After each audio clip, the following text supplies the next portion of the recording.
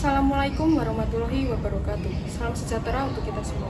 Perkenalkan, saya Maria Isyana dari kelas PM 2022C dengan NIM 22030174133. Kali ini saya akan memaparkan narasi mengenai sejarah bahasa Indonesia yang menjadi keunggulan Indonesia sebagai bangsa dalam sudut pandang generasi muda serta prospek bahasa Indonesia di masa mendatang bila dihubungkan dengan disiplin ilmu yang saya pelajari. Dalam peradaban manusia, bahasa hadir di tengah-tengah mereka. Bahasa dan manusia merupakan satu kesatuan yang tidak dapat dipisahkan. Hal ini dapat dibuktikan dalam kehidupan sehari-hari. Manusia berkomunikasi sama manusia menggunakan bahasa. Bahasa yang hadir dalam suatu kelompok masyarakat merupakan hasil dari interaksi antar sesama manusia yang ada di tempat tersebut. Hal ini juga berarti bagi bahasa Indonesia yang telah tercipta berpuluh tahun yang lalu dan mengalami perkembangan yang begitu signifikan.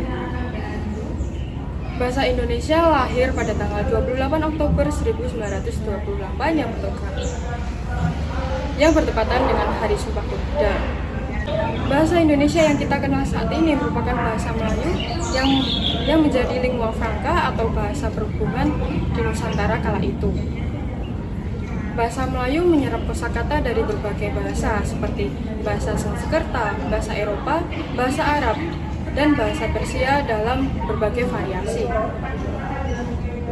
Bahasa Melayu telah berada di kawasan Nusantara sejak abad ke-7. Pernyataan ini didukung oleh adanya prasasti-prasasti yang ada di Indonesia, seperti prasasti Talang Tuo di Palembang. Bahasa Melayu merupakan cikal bakal dari bahasa Indonesia yang telah berkembang dengan sangat pesat di Indonesia. Bahkan sebelum bahasa Indonesia dikenal oleh masyarakat saat ini.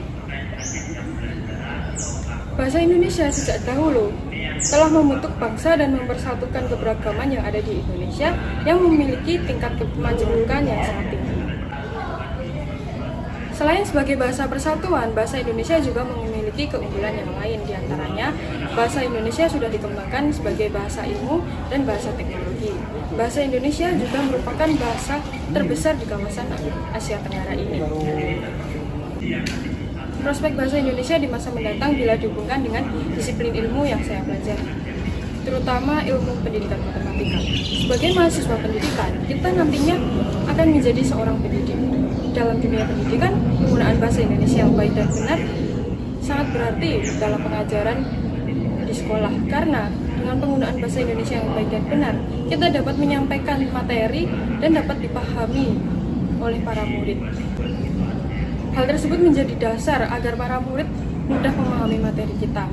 Jika kita tidak menggunakan bahasa Indonesia yang baik dan benar, para murid akan kesulitan untuk mencerna apa yang kita sampaikan, apa yang materi disampaikan oleh kita.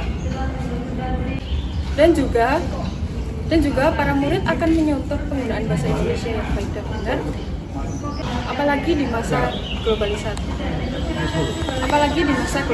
saat ini. Para murid pastinya sudah melupakan bahasa Indonesia, mereka lebih memilih menggunakan bahasa asing.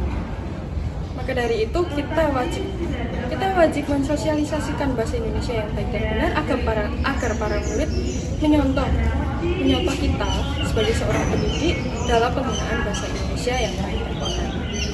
Sekian pemaparan narasi dari saya. Terima kasih. Wassalamualaikum warahmatullahi wabarakatuh.